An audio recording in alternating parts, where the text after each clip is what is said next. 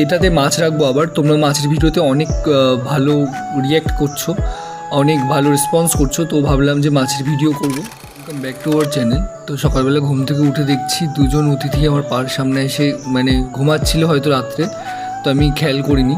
আর এই পদ্মটা কালকে ফুটিয়ে দিয়েছিলাম আমি, হাত দিয়ে করিয়েছিল, ফুটবে প্রায় ওরকম, তো আমি হাত দিয়ে ফুটিয়ে দিয়েছিলাম। আজকে পুরো ভালোভাবে ফুটে গেছে, কত সুন্দর লাগছে সেটাই আপনাদের সাথে শেয়ার করার জন্য ভিডিওটা নিয়েছিলাম। তারপর গেছিলাম দিদিদের বাড়ি, তো দিদির সাথে একটু দরকারেই গেছিলাম। আর যেহেতু বর্ষাকাল, বৃষ্টি হচ্ছে, বর্ষাকাল কিনে যাই না, তো বেডরুমে একটা স্মেল হয়, তো ওই কারণে রুম ফ্রেশনার নেওয়া হয়েছে, আর সাথে ওটা ফ্রি ছিল। ও তারপর গেছিলাম, প্রিন্টিং ছিল আমার, কিছু প্রিন্টিং করাতে দিয়েছিলাম একটা ভাইয়ের কাছে, তো আমি আমার সাইকেল নিয়ে চলে গেছিলাম ওই প্রিন্টিংগুলো কালেক্ট করতে, বাট অনেকক্ষণ দাঁড়িয়েছিলাম।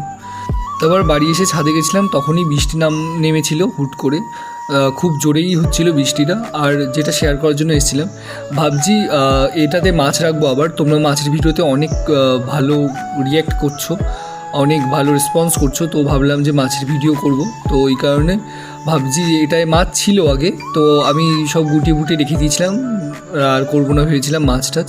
তো ভাবছি আবার এটাতে মাছ করব, এবার ভালো করে সুন্দর করে করব। আর আগে মাছ ছিল, এই গাবলাটাতেও ছিল, এখনও কিছু আছে, তো সেটা পরে দেখাবো।